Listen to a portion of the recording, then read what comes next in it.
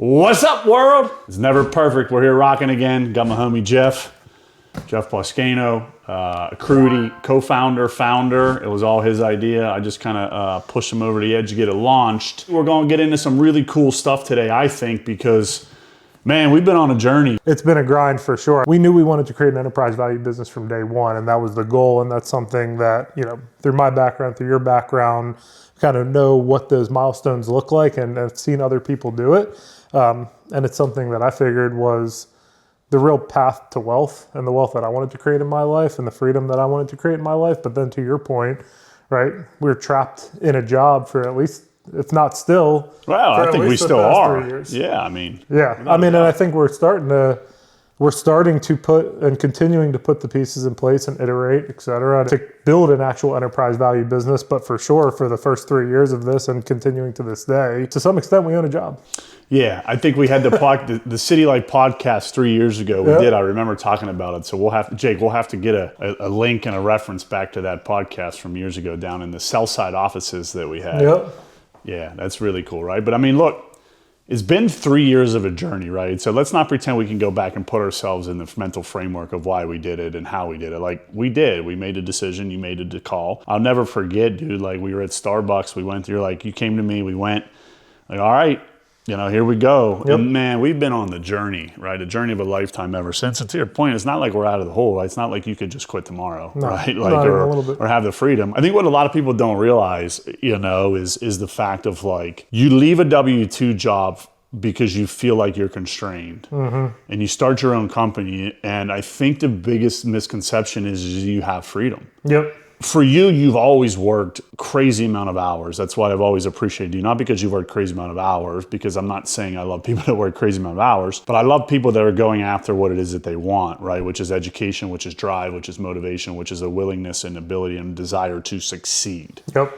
It's the same with me, and I watched a really cool podcast the other day. I'm not going to get into that, just around that of, like, is it hard for me? No, I love it every day. I wake up at 5 a.m. I love coming to work, but for other people that might not be the same. Yeah. Right? And, like, so work to me isn't work because it's my passion. Yep. It was a really cool saying around burnout, and I've definitely felt burnout at times. But what the comment is, it's really, really good. You should really focus in on this comment because it's so true.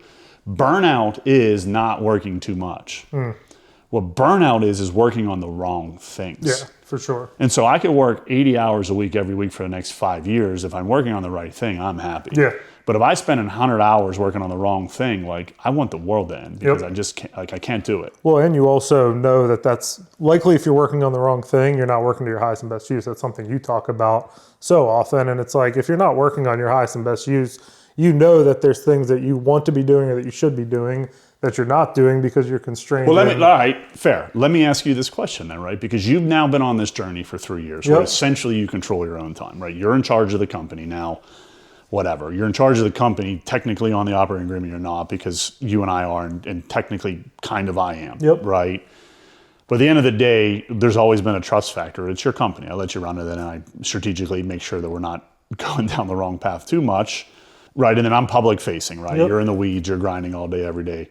In terms of behind the scenes, like, you control your own time. So tell us, like, did you get what you wanted? Or you, like, you know what I mean? Like, I don't think you probably expected, like, you don't really, are you controlling your own time? I mean, to some extent, yes. And to some extent, no. And probably in different ways that I imagined. You imagine it in a way of, hey, I'm going to do X, Y, Z. I'm going to create this profitable company. I'm going to buy back time to do X, Y, Z. And a comment I like a lot is, even on burnout and work-life balance and all of these things is like, and Layla Hormozi says it all the time, it's work-life integration is really what you're looking for. And I feel like at this point I have been able to create the work-life integration that I want. But to your point, like, I'm naturally driven and I'm trying to get to a certain place, and that requires a lot amount of work.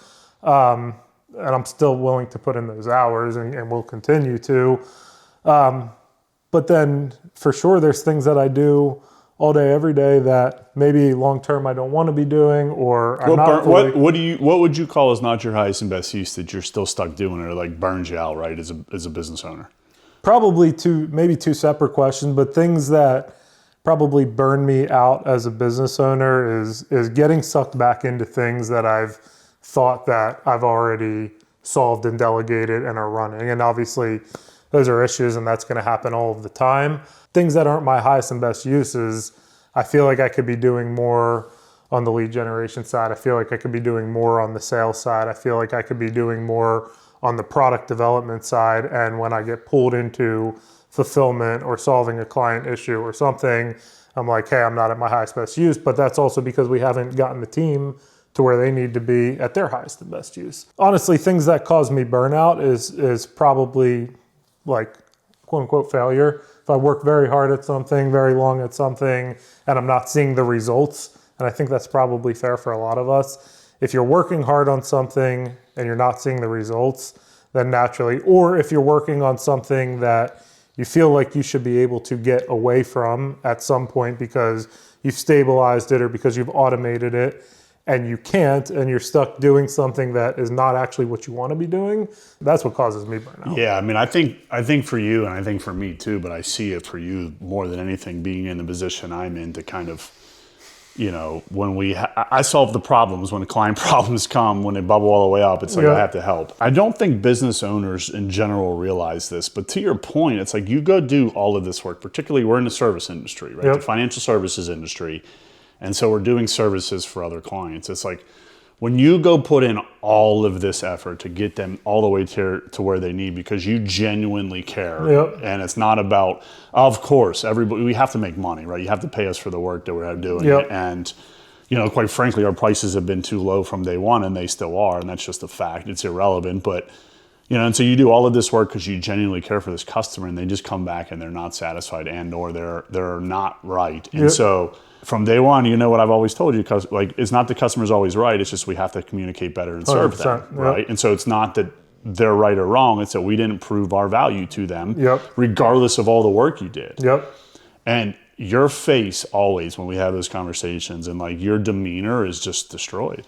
Yeah, it's definitely gotten better lately, but I agree. Like that's always been something, and when you genuinely care, right? And especially to your point, that's something that we've struggled with as a firm since day one, is being able to articulate, say, the technical value and what we do and the value that we know that we're bringing to the perceived value from the client. And that's not the client's fault, that's our fault at the end of the day.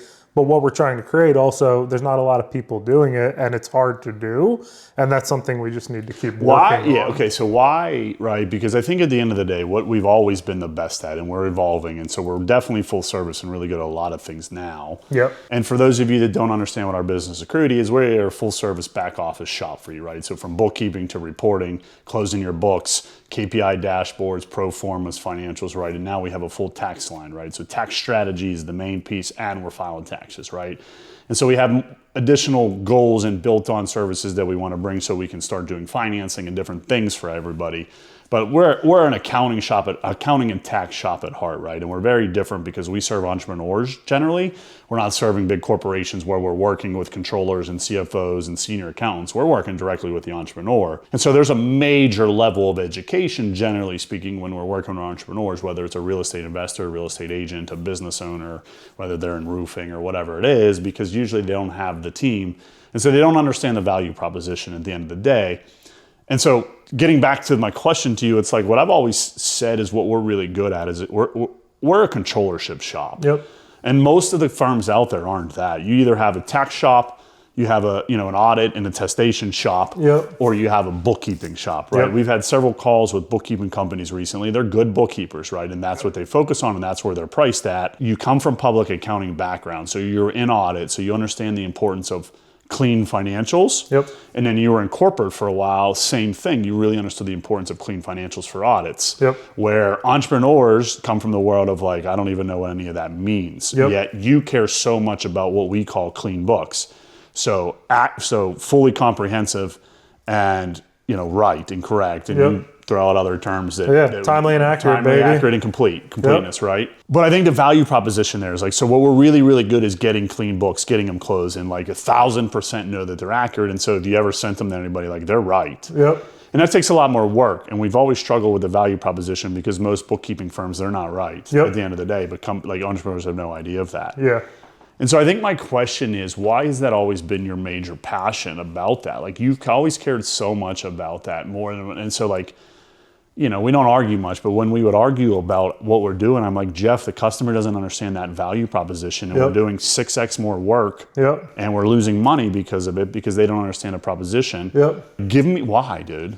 I mean, to me, it's always kind of been, and I think we're aligned on this naturally, is in one sense of that, the client doesn't know what they don't know. And so if they have certain goals, we already know that this is going to be a roadblock to those goals. And I think that's part of the reason we struggled with our value prop over time. If you say, hey, I want to build this company and I want to build an enterprise value company that I want to sell for $40 million 5 years from now, okay, great. But what does that actually mean, and what do you need to build to get there? We know, and it's a journey, it's an evolution. And so I'm really passionate about making sure that this arm of somebody's business is in place that's going to help them scale and get to where they want to go. Most people are really good at the sales and marketing arm of their business. They're really good at the ops arm of their business, but they don't really have any idea what's happening in the finance arm of their business. And the finance arm of their business is ultimately what can really help them achieve their goals. And that's something just based off of our education and prior work experience that we've seen, helping taking a company public. We've worked on IPOs and public offerings in our audit world. Like, this is how you get to an exit, or not even an exit. If you want to get a big ass portfolio loan on your properties, well, okay, a bank's going to look at your tax returns and see a bunch of negative and not understand the picture. You need to be able to articulate what is happening in the business via the numbers. And that's something that I've been super passionate about, because I see how it actually evolves to what that end goal is of a $50 million exit. But it's like, that doesn't happen overnight. You need to build the infrastructure. So that's part of it. And the other part of it is you can actually use your numbers to drive better decision making, which is ultimately going to get you to your goals. And so a combination of knowing how that actually can impact the business, and then also knowing how to build it to be able to impact the business, provide something. And if you integrate it with all of these other disaggregated services, like I'm using this CPA to file my taxes, and this person's supposed to be doing my planning, but they're not, and they're not talking to each other, and I don't have books until the end of the year to know what's going on in my business, we can really impact the business and help people hit their goals if they actually focus on this arm. It's, to me, it was so funny that you just said what you just said around the disaggregated who's doing what, right? You have a strategist, you have a compliance person, you have a bookkeeper, you have someone in-house handling your admin, paying your bills, and it's so convoluted, right? And so bringing that all together is super important, which we've struggled at times, for sure, right? So I think communication, how often do I beat you over the head with the word communication in the team? So it's like, we were, 12 months ago, we were awful at communication. And it's so funny, I would tell everyone internally all the time, like, man, it's hilarious, because the entrepreneurs would rather us call them every other day and have awfully crappy books than have perfect books and not hear from us. And it's sickening, but it's the truth, right? Like, at the end of the day, and we've proven that time and time again. 100%. I just think that's in general, right? So the answer is you need to have both, like, undoubtedly. Like, we've made significant strides in communication, and we've got a long way to go. 100%. Undoubtedly, right? But I want to have permission from you really quick to kind of throw you under the bus a little bit, if I can. Please. And challenge you to a question that you answer, right? So, because I agree with everything you just said there, right? And I get on stages across the country and I say, look, accounting is the language of business. It's how you help drive decision making. It's how you help see things. It's how you leverage. It's how you grow. It's how you can see around the corners, to hire faster, to let go of people, all of the things to run your business. Accounting is the language. And if you want to speak the language of how to run a company, you've got to speak accounting. And so I firmly believe that. We're not going to get into the KPI side of the world and how important I think those are and how those help you make decisions. But what I want to get into is we've always had clean books, really clean books in our own company, and we closed them well. But the reality of it is we've had times, right? And so this is me throwing you under the bus a little, but we've had times where we haven't had clean ability to make very good financial decisions because we were behind, we didn't have our dashboards, or we didn't have our actual KPIs that we needed to help drive decision making. And the reality of it is I would get frustrated because it was like, why don't we have that? You've always sat in our CFO chair. And so you didn't get it done. Yep. And so that's the hammer over the head that I'm hitting you with and calling you out. But the question is, okay, you agree with me and everything that I said around, and we sell, it's the most important thing in any business. You have to speak the language, and all of these things matter more than anything in the world. Yep. Okay, great. You're an entrepreneur, you run a company. Why did you not have that in place at times along the way? Yeah, I mean, part of it, capacity, right? It's like you're juggling around in so many different areas of the business, and there is a capacity constraint there if you're the only person sitting in that seat, which historically I had been. So for sure, a piece of it is capacity. I think a piece of it is also clarity on the strategy. And like, we've gone through this EOS journey 3 times now, and now we actually have our vision and we have traction towards that vision. But I think a piece of it too is like your financial statements also need to reflect what is happening inside of the business, how the business is positioned, and what the future of the business is. So as we've continued to change our strategy, as we've continued to change our money model, there's a lot of infrastructure that gets rebuilt. So there's also, I guess, going back to capacity is, hey, there's the capacity of maintaining, and then there's the capacity of evolving.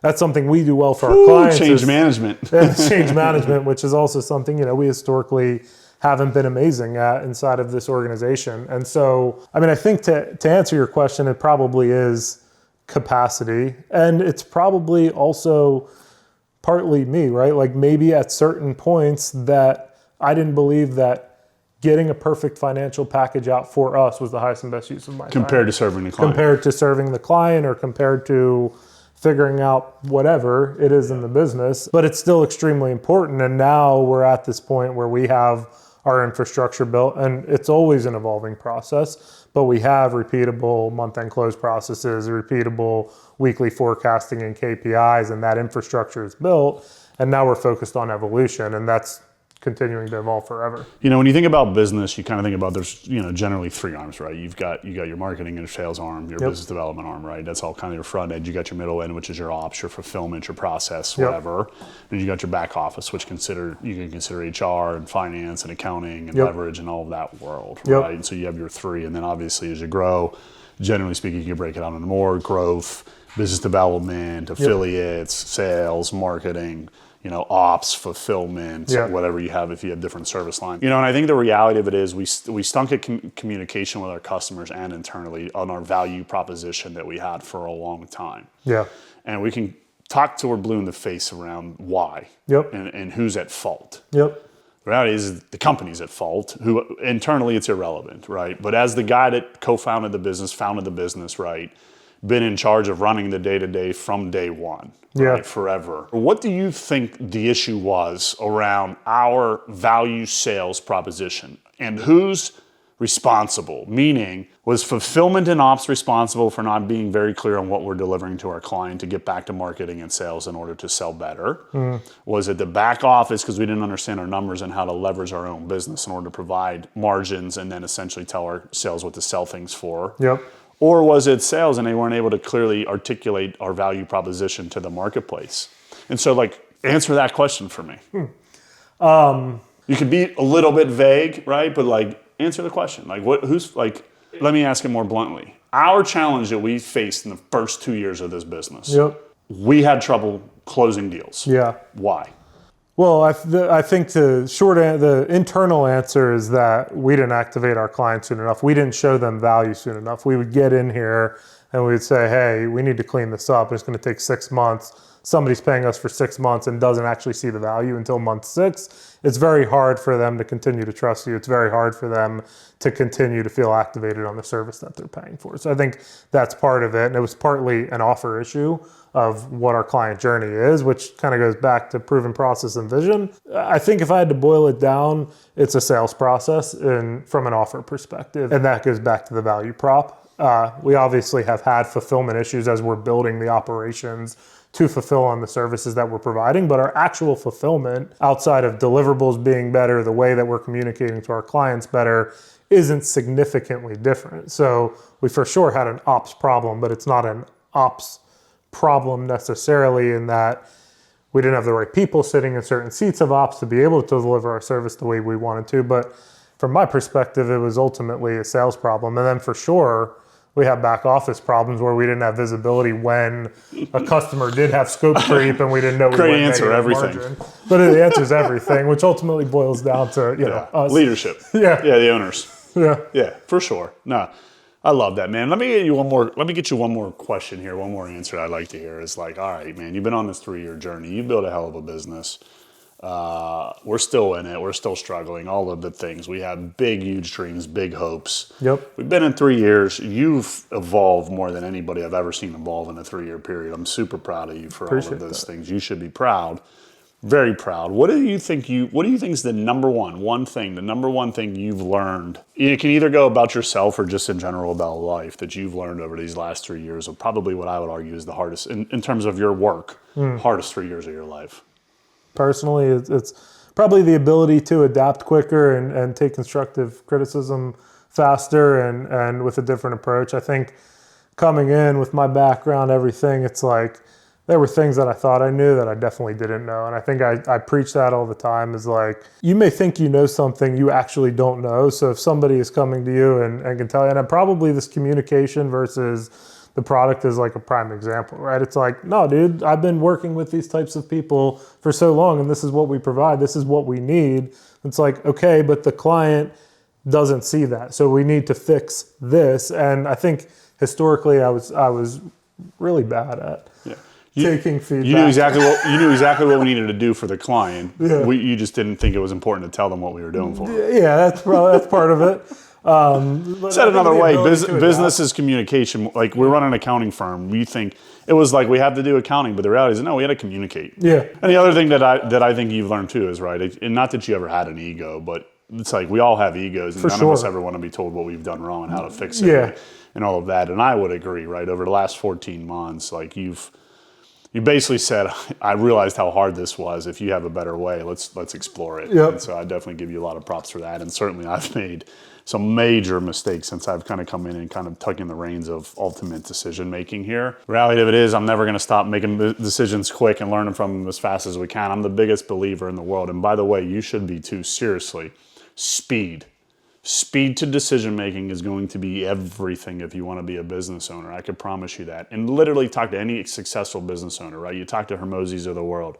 You talk to the Robert Herjavec's of the world, right? The Mark Cubans of the world. They're going to tell you all day, speed to decision making, right? Ryan Serhant, if you're in the real estate space, he says it all the time. Make the decision and go. So that's probably the biggest lesson that I would give you here, and then communicate better. Jeff, I appreciate you having you on, man. Appreciate you. Obviously, we didn't prep in any way, shape, or form. This is never going to be perfect. We're going to get you real truth, real value, real content straight from whatever's we're thinking about today. That's what this was, man. It was cool to bring you guys on a little bit of a journey on Jeff's journey at Accruity.